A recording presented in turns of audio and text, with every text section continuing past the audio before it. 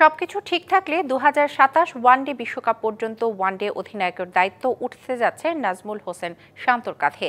এই রেসে আছেন মেহেদী হাসান মিরাজও, এমনটাই বলছে বিসিবি সূত্র। শ্রীলঙ্কা যাওয়ার আগে শান্তর কণ্ঠেও মিলেছে সেই আভাস। তবে এখনই চূড়ান্তভাবে বোর্ড থেকে শান্তকে জানানো হয়নি। শ্রীলঙ্কার বিপক্ষে টেস্ট দিয়ে ভালো শুরুর প্রত্যয় জানিয়েছেন বাংলাদেশ অধিনায়ক। শ্রীলঙ্কার বিপক্ষে টেস্ট, ওয়ানডে, টি-20 মিলে পূর্ণাঙ্গ সিরিজ বাংলাদেশের। টেস্ট অধিনায়ক নাজমুল হোসেন শান্ত, টি-20তে লিটন কুমার দাস, কিন্তু এখনও ওয়ানডের অধিনায়ক চূড়ান্ত করেনি বিসিবি। তবে সূত্র বলছে সবশেষ বিশ্বকাপে অধিনায়ক থাকা নাজমুল হোসেন শান্তর ওপরই ভরসা রাখতে চায় বোর্ড। সেরকমটা হলে 2027 ওয়ানডে বিশ্বকাপ পর্যন্ত শান্তর কাঁধেই থাকছে অধিনায়কত্বের দায়িত্ব।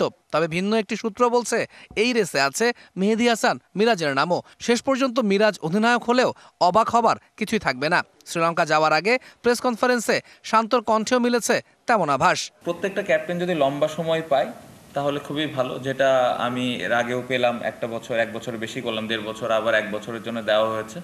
বাট আমি মনে করি যে এই জায়গায় যেই ক্যাপ্টেন থাকবে, আমার মনে হয় তাকে যদি লম্বা সময় দেওয়া হয়, একটা ওয়ার্ল্ড কাপ চিন্তা করে বা একটা টেস্ট চ্যাম্পিয়নশিপের সার্কেল চিন্তা করে এভাবে যদি করা হয়, তাহলে প্ল্যান করাটা খুবই সহজ।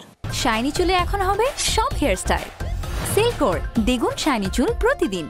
প্রেস কনফারেন্সে বেশিরভাগ কথা হয়েছে অবশ্য টেস্ট সিরিজ নিয়ে। শ্রীলঙ্কার বিপক্ষে জয় দিয়ে এবারে সাদা পোশাকের চক্র শুরু করতে চান শান্ত। টিমে যারা আছে সবাই ওই বিশ্বাস করে যে, কারণ গত বছর আমরা 4টা ম্যাচ জেতাতে আমাদের একটা বাড়তি কনফিডেন্স তো আছে, বিশেষ করে বাইরের মাঠে আমরা জিততে পেরেছি। শ্রীলঙ্কা অনেক স্ট্রং দল, আমরা সবাই জানি। বাট আমার মনে হয় যে আমরা যদি আমরা আমাদের ক্যাপাবিলিটি অনুযায়ী খেলতে পারি, তাহলে এই টেস্ট সার্কেলটাও ভালোই শুরু হবে, আমি এটা বিশ্বাস করি। প্রথম সার্কেলে বাংলাদেশ জয় পেয়েছিল 1টি টেস্টে, দ্বিতীয় সার্কেলে জয় 4 টেস্টে। এবার সেটিকে ছাড়িয়ে যেতে চায় দল। সাদা বলটা ভালো হয়েছে, যেহেতু 4টা ম্যাচ আমরা জিতেছি গত সার্কেলে। সো এবছর যদি আর একটু বেশি জিততে পারি অবশ্যই খুবই ভালো লাগবে।